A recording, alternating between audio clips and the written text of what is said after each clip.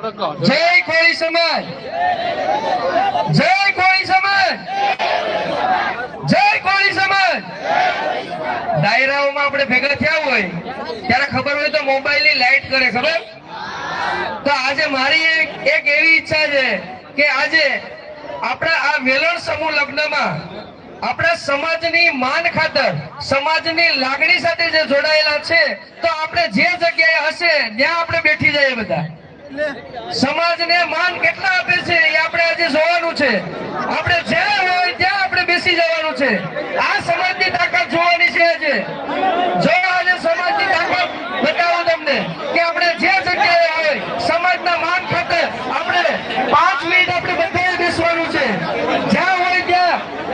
કેમ કે ડાયરામાં તો ઓલા ભાઈ કે લાઈટો આમ કરો આમ કરો, બધા લાઈટો ચાલુ કરે છે। આજે આપણે લાઈટ ચાલુ નથી કરવાની, પણ આપણે કોઈ સમાજના નામે 5-10 મિનિટ આપણી જગ્યાએ બેસી રહેવાનું છે, કોઈ ઊભું રહેવાનું નથી। કારણ કે આજે જે 33 નવદંપતિ પ્રભુતામાં પગલા પાડી રહ્યા છે, તો આપણે એના માન ખાતર, કેમ કે માંડવામાં તો કોઈને જોવાનો મોકો મળ્યો નથી કે ભાઈ કોણ ક્યાં પૂર્ણ છે અને ક્યાં ફેરા ફરે છે, તો આજે આ નવદંપતિ છે એ પણ આ આપણા સમાજને જોઈ લે અને સમાજ છે એ આ 33 નવદંપતિઓને જોઈ લે। તો આજે આપણા સમાજના માન ખાતર આપણે આજથી દરેક સમૂહ લગ્નમાં આ પ્રથા આવે એના માટેની હું એક નવી શરૂઆત કરું છું કે સમાજના માટે આપણે 5 થી 10 મિનિટ બેસીને આપણે સમાજને માન આપીએ અને આ નવદંપતિઓને માન આપીએ। જે આજની આ પ્રથા છે એ દરેક સમૂહ લગ્નમાં આપણી અમલવારી કરે અને જ્યાં સુધી આપણે નવદંપતિને પ્રમાણપત્ર અને મોમેન્ટોને આપીને છૂટા ન થાય ત્યાં સુધી આપણે કોઈએ પણ આપણી જગ્યાએથી ઊભું નથી દેવાનું। તો એક સાથે બધાએ મારી સાથે બોલશે, જય કોળી સમાજ, જય કોળી સમાજ। આજે આપણા આ કાર્યક્રમની શરૂઆત કરીએ તો હું આપણા વેલણ ગામના શ્રી સમસ્ત કોળી સમાજ વેલણ ગામના પટેલ શ્રી પાલાભાઈ ભોળાભાઈ બાંભણિયાને વિનંતી કરું કે 33 આ જે પ્રભુતામાં પગલા પાડનાર નવદંપતિઓ છે એના માટે આશીર્વચન આપશે। જય કોળી સમાજ। મિત્રો, આપણે સમસ્ત કોળી સમાજ દ્વારા 21મો સમૂહ લગ્ન આપણે સંપૂર્ણ રીતે પૂર્ણ કર્યો છે। પણ મિત્રો, આપણે જે સમૂહ લગ્નમાં આપણે ઘણા બધી મારા જે રસ ધરાવ્યો અને ઘણા લોકોએ આ કાર્યને સફળતા બનાવી, પણ એક નવાઈની વાત એ છે મિત્રો કે આજે જે આપણે આ જે ભૂમિ પર આપણે જે લગ્ન કર્યા ને એ ભૂમિ આ નાના ભૂલકાઓ, નાના દીકરાઓ એ બધા રમે અને રમત ગમતની અંદર જે કોઈ મહાકુંભની અંદર, કોઈ ખોખોની અંદર, કોઈ કબડ્ડીની અંદર જે કક્ષા લેવલે રમેલ છે, તો એ પણ એક આપણે એક સમાજ માટે ગૌરવ જેવી વાત છે। પરંતુ આ બીજો નંબર કે આપણે જે આ ભૂમિ આપણે જે પવિત્ર કરી, એક ભૂમિના આપણે આજે આપણે 16.5 વીઘા આપણી જમીન હતી લીલી નાગર સંસ્કાર ધામ, એને પણ આપણે આજ પાવન કર્યું છે। એટલે આજે મને એટલો બધો આનંદ છે કે આવા કાર્ય તો કદાચ આપણે બધા સાથે મળીને કરશું, પણ આજ મારો એક પ્રણ છે કે આ જે કાર્યમાં આપણે બધાએ ભાગ લીધો છે એ બધા લોકોને હું કહું છું કે આના પછીની જે મારી એક ઈચ્છા છે કે આપણે વેલણ જે કાર્યાલય છે એમની ઉપર આપણે એક આપણે પુસ્તકાલય, લાઇબ્રેરી એક આપણા સમાજનું બનાવવાની મારી ઈચ્છા છે। તો જો કદાચ ગામના લોકો, બહાર ગામના લોકો અને જે પણ કોઈ જો મને સાથ સહકાર કરે અને આ આપણે ઓલું થાય તો મારે ઈચ્છા છે એ પણ આ તમામ લોકોને હું કહું છું કે આવા કાર્ય આપણે કરીએ તો આની અંદર જે તમે બધે સાથ સહકાર આપ્યો એમ એની અંદર પણ મને આપો। એ પણ આપણે આપણા દીકરા દીકરીઓ માટે, એના શિક્ષણ માટે આપણે એ પણ એક ભગીરથ કાર્ય બનાવવાનું છે। એટલે બધા લોકોએ, ગામના તમામ લોકોએ, તાલુકાના લોકોએ મારી એક એટલી પ્રાર્થના છે કે આપણે વેલણ જે આપણે કોળી સમાજનો હોલ છે એની ઉપર આપણે બનાવવાનું છે। તો બધા લોકો સાથ અને સપોર્ટ કરે અને આ 33 દીકરીઓ જે નવદંપતિની છે એને મારા એક આશીર્વાદ રૂપે કંઈ પણ જો અમારામાંથી આમાં કોઈ કમી રહી ગઈ હોય, કોઈ જાનૈયા માનૈયા, કોઈ ઘોરની વ્યવસ્થા અમારાથી કોઈ જાણતા અજાણતા કોઈ ઓલી થઈ ગઈ હોય તો એક નાનો આપણો ભાઈ, નાનો દીકરો અને સમાજનો એક વ્યક્તિ તરફ મને સેવા કરજો. જય કોળી સમાજ. શેઠનો અવાજ નથી આવતો ભાઈ, શેઠનો અવાજ નથી આવતો. અહીંયાથી ગામમાં તો સંભળાવો જોઈએ. જય જય કોળી સમાજ, જય કોળી સમાજ, જય જય કોળી સમાજ. આપણે આ કાર્યક્રમને મારો લાગણીને માન આપ્યું છે. આ પ્રસંગે જે આ નવદંપતીઓ છે એમના માટે તો ખરી, પણ જે મારી માતાઓ, બહેનો, દીકરીઓ જે સૌ બેઠા છે એના માટે એક આજે હું આ મંચ ઉપરથી જે ભણતા વિદ્યાર્થીઓ અને તૈયારી કરતા વિદ્યાર્થીઓ માટે એક કે ભાઈ આપણા સમાજમાં શિક્ષણ કેમ ઓછું છે અને શિક્ષણ પ્રત્યે કેમ જાગૃતતા નથી. કારણ કે એનું કારણ છે કે આપણે મહેનતનું પ્રમાણ ઓછું છે, મહેનતનું પ્રમાણ ઓછું છે. જો કોઈ વિદ્યાર્થીને સફળ બનવું હોય તો એને દી અને રાત મહેનત કરવી પડે છે.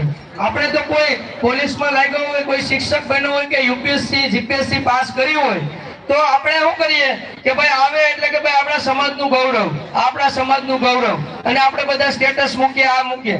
પણ એની પાછળ જે એમની મહેનત છે એ મહેનત કોઈ જોતું નથી. પણ ખરેખર એની પાસેથી એવું શીખવાનું હોય કે એને મહેનત કઈ રીતે કરેલી છે.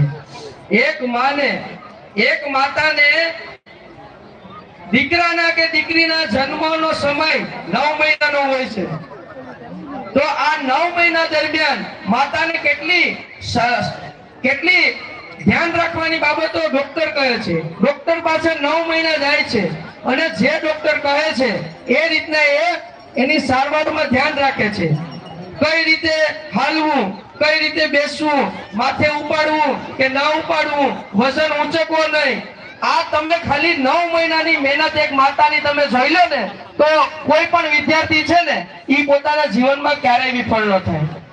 9 મહિના જે માતા પોતાના પુત્ર પ્રાપ્તિ માટે જે સહન કરે છે અને જે મહેનત કરે છે એવી મહેનત 10મા ધોરણનો વિદ્યાર્થી કરતો નથી.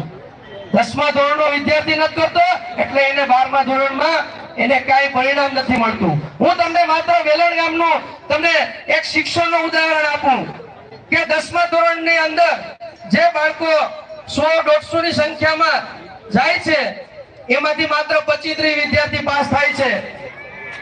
તો 25-30 વિદ્યાર્થી પાસ થઈ ગયા તો 125 વિદ્યાર્થીનું ભવિષ્ય શું? 125 વિદ્યાર્થીનું ભવિષ્ય શું? તો આના માટે તમારે 6ઠા, 7મા, 4થા, 5મા માંથી તમારે વાલી તરીકે જાગૃત બનવું પડશે. અને જો આ જાગૃતતા આવશે તો આવનારા સમયમાં તમારું બાળક છે એ કાંઈક ને કાંઈક કરશે. તમે સફળતાના નિયમો 8 વાંચી લેજો.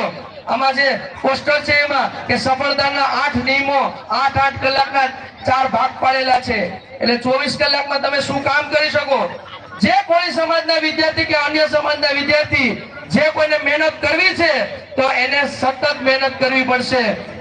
કેમ કે મફતનું ક્યારેય કોઈ દેતું નથી. તમારે પરિશ્રમ કરવો જ પડશે. તમે બધાય ભણેલા છે કે સુતેલા સિંહના મોંમાં હરણ એમને એમ આવી નથી જતો, આવી જાય છે એમને એમ. એના માટે એને હરણની પાછળ ભાગવું પડે છે અને હરણને બચવા માટે પણ હરણને દોડવું પડે છે. તમે ગમે એ ક્ષેત્રમાં જાઓ તમારે ભાગવું તો પડશે.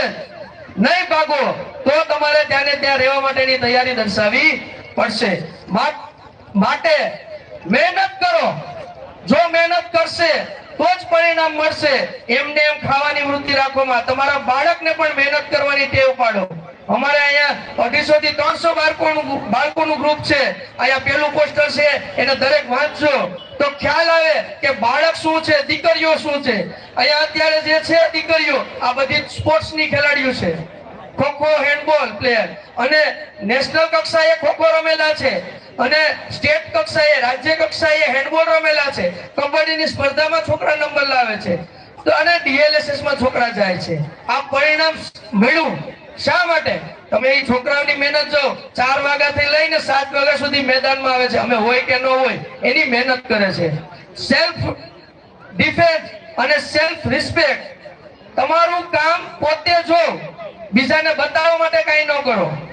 તમારે શું કરવું છે એ તમારે કરવાનું છે. બાકી આપણા મોટા મોટા કાર્યક્રમોમાં માત્ર ને માત્ર વ્યસન મુક્તિ અને ઘણા બધા દૂષણોની વાત થાય છે, પણ તમારે પાયાથી શિક્ષણ જરૂરી છે અને મહેનત કરવી પડશે. તો આ નવ દંપતીઓને મારી વિનંતી છે કે જો તમારામાં પણ કોઈ વ્યસન હોય તો એને નાબૂદ કરજો. આજેથી નવો સંકલ્પ લેજો.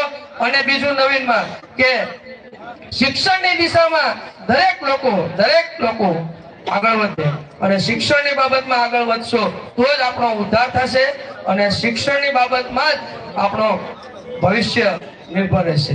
હવે આપણે જે મોમેન્ટો અને સોનાના દાણા, ચાંદીની વીંટી તથા પ્રમાણપત્રો અને મેરેજ સર્ટિફિકેટ આનું આપણે વિતરણ કરવા જઈએ તો હું પટેલશ્રી દ્વારા, ઉપપટેલશ્રી દ્વારા અને કોટવાલશ્રી તથા આપણા ગામના સરપંચશ્રી રાજેશભાઈ, આ 4 આપણા આ 9 દંપતીઓમાંથી 4ને પ્રમાણપત્ર આપી અને પછી આપણે બધાને મોમેન્ટો આપી દઈશું અને ગ્રુપ ફોટો લઈ અને આપણે બધા છૂટા પડશું. એટલે આપણા કાર્યક્રમને અહીંયા જે પ્રમાણપત્ર વિતરણ થાય તો આપણે બેઠવાનું જ છે.